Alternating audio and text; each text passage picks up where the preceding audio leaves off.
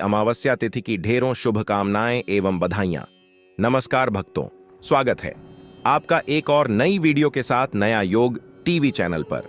भक्तों, आज हम इस वीडियो में बात करेंगे कि माघ मास की अमावस्या तिथि कब है।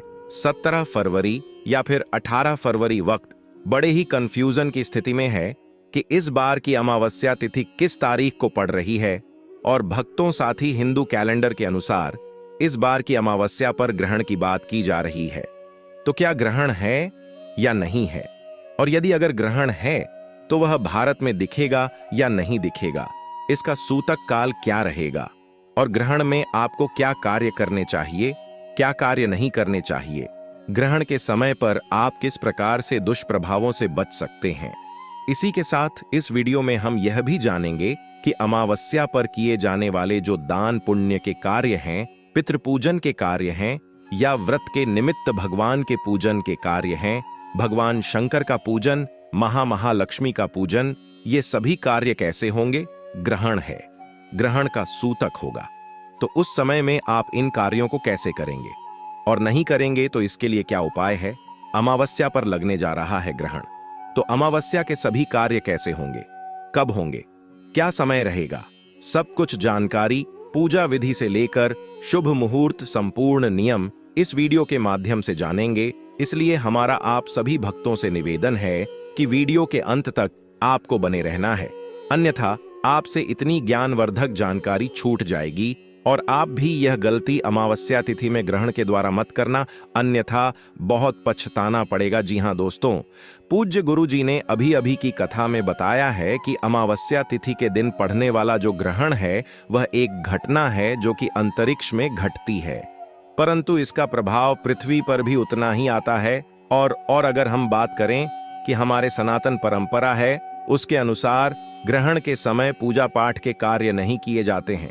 किसी भी प्रकार का शुभ मांगलिक कार्य ग्रहण के समय में करना दोषपूर्ण माना गया है, क्योंकि इस समय ग्रहण का सूतक काल होता है और इस सूतक काल में कोई भी शुभ कार्य नहीं किए जाते। अगर कोई भी सूतक काल के द्वारा इन कार्यों को करता है तो उसे बड़ी परेशानी का सामना करना पड़ सकता है।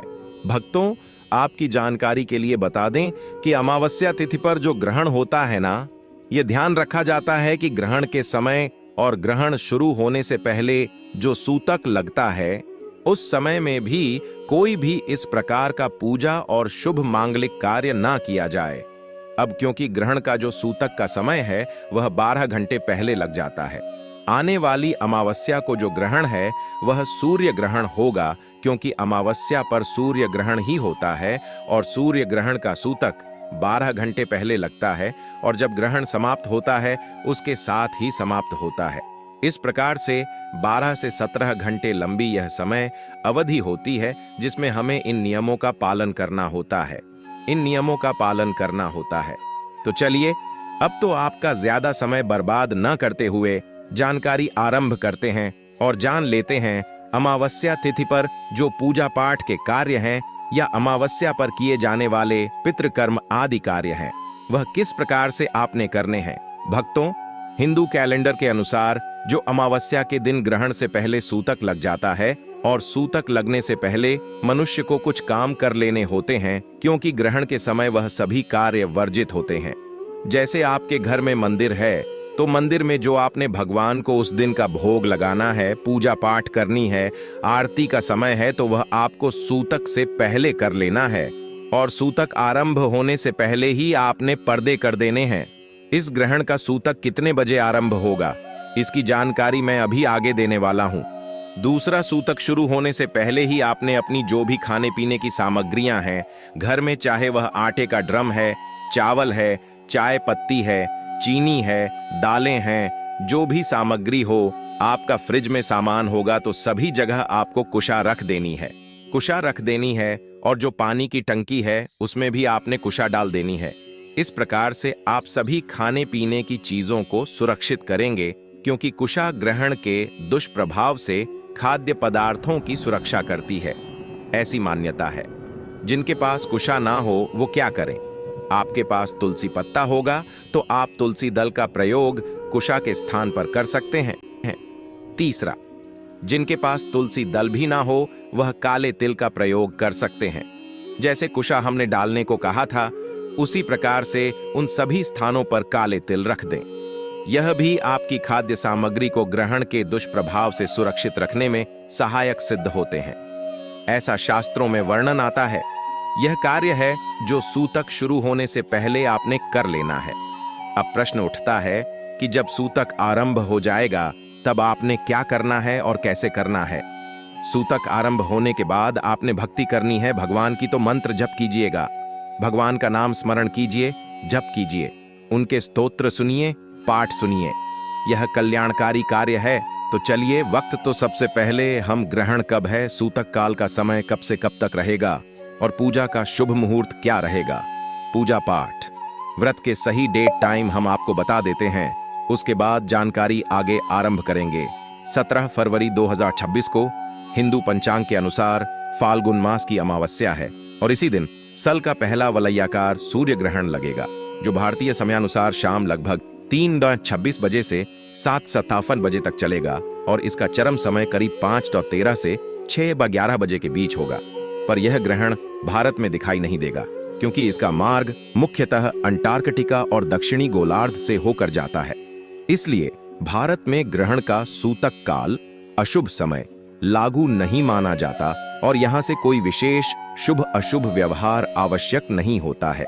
आम धार्मिक मान्यताओं के अनुसार अमावस्या तिथि में सुबह से शाम तक पवित्र नदियों में स्नान, पितृ तर्पण, दान और पूजा करना शुभ होता है तथा अगर आप ग्रहण संबंधी नियम मानते हैं तो ग्रहण के समय पूजा कर्म न करके ग्रहण समाप्ति के बाद स्नान कर, दीपक जलाकर भगवान का स्मरण और दान पुण्य करना शुभ फलदायी माना जाता है। भक्तों, जो ग्रहण के समय और जब सूतक आरंभ हो गया है उसके बाद आप कर सकते हैं। इनसे पुण्य की प्राप्ति होती है, क्योंकि यह जो अमावस्या है यह कोई साधारण अमावस्या नहीं है, यह मनवंतर अमावस्या है। इस दिन आप जो भी पूजा पाठ, जप तप, दान पुण्य करेंगे वह सब का सब अक्षय पुण्य देने वाला होगा। इसीलिए आपको जितना हो सके भगवान का नाम जप करना है, जितना हो सके भगवान के पाठ सुनने हैं, जितना हो सके इस दिन आपने दान करना है। दान का पुण्य भी अक्षय होगा। ग्रहण जब चल रहा हो उस समय आपको घर से बाहर निकलने से बचना चाहिए। जितना समय हो सके घर में बिताएं। जो लोग ऑफिस जा रहे हैं, रोजगार में हैं, व्यवसाय कर रहे हैं, वह अपने कार्यालय क्षेत्र के अंदर रहे, अर्थात खुले आसमान के नीचे ना आए तो उत्तम है। लेकिन आवश्यक हो बाहर आना तो आसमान की ओर देखने से आपको बचना चाहिए। इस प्रकार से आपको यह ग्रहण का समय व्यतीत करना चाहिए भगवान की भक्ति करते हुए, और जितना हो सके आसमान के सामने ना आकर आपको यह समय व्यतीत करना चाहिए। जो गर्भवती माताएं बहनें हैं उन्हें क्या सावधानी बरतनी होगी? तो जो गर्भवती माताएं बहनें हैं उनके लिए सलाह यह दी जाती है कि ग्रहण के समय वह खुले आसमान के नीचे न आए तो उत्तम रहेगा। उनके लिए खाने पीने की मनाही नहीं है, परंतु साफ सफाई और सावधानी आवश्यक है, जिससे कि किसी भी प्रकार की हानि उनके गर्भस्थ शिशु को ना हो। जितना हो सके आप कवर्ड क्षेत्र में, अर्थात उस एरिया में रहे, जो कि अगर ऑफिस में है तो ऑफिस के अंदर रहें, घर में है तो घर के अंदर रह, आसमान की ओर देखने से बचें। जितना हो सके भगवान का मंत्र जप करें और उनके पाठ, स्तोत्र आदि का श्रवण करें। ग्रहण के समय आपको सोना नहीं है, आप लेट सकती हैं पर निद्रा में ना जाएं, इसका ध्यान रखना चाहिए। आपको और कौन से कार्य हैं जो नहीं करने चाहिए? तो इसमें कहा जाता है कि जो कढ़ाई, बुनाई, छटाई, सिलाई आदि के जो कार्य हैं, यह जो है ग्रहण के समय आपको नहीं करने चाहिए।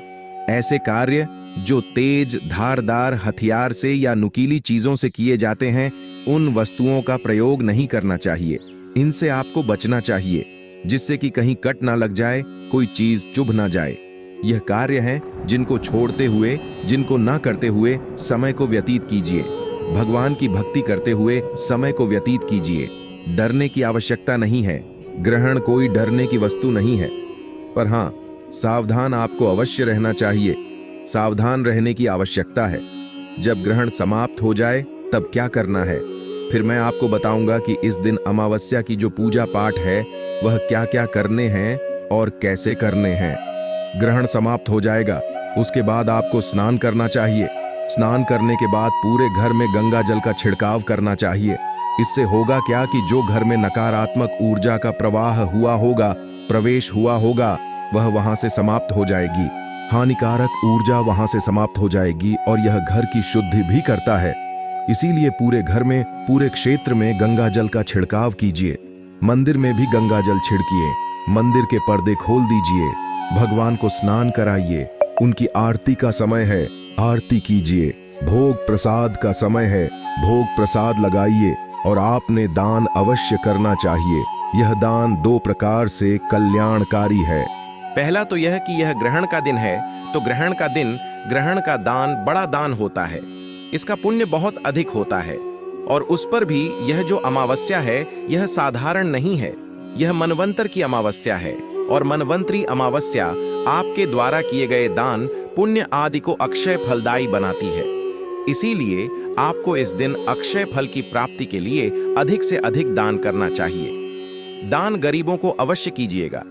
बाकी दान आप किसी गरीबों की सहायता के लिए अन्न दान कर सकते हैं, भंडारे करा सकते हैं, जल दान कर सकते हैं, वस्त्र दान कर सकते हैं और धन दान भी कर सकते हैं। इस अमावस्या पर पितृ कब करना है, कैसे करना है, और जो व्रत के निमित्त पूजा पाठ है वह कब और कैसे करने हैं। अमावस्या पर 2 प्रकार के व्रत हैं जो सामान्यतः किए जाते हैं। एक व्रत जो माता लक्ष्मी के निमित्त किया जाता है, धन संपत्ति की प्राप्ति के लिए, एक पारिवारिक जनों की और दांपत्य जीवन की खुशहाली के लिए भगवान गौरी शंकर का व्रत किया जाता है। भगवान शंकर की पूजा, गौरी शंकर की पूजा इसमें की जाती है और पीपल की 108 परिक्रमाएं भी इसमें की जाती है। इसके लिए स्नान आदि करके, स्वच्छ वस्त्र धारण करके भगवान शंकर की पूजा करनी चाहिए। पंचोपचार से पूजन कीजिएगा।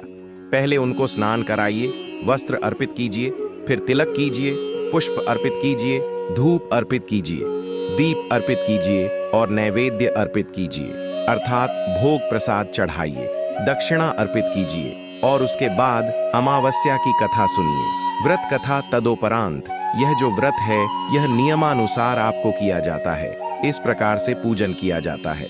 दूसरा जो व्रत है उसमें माता लक्ष्मी की पूजा होती है। विधि यही रहेगी, माता की पूजा करेंगे।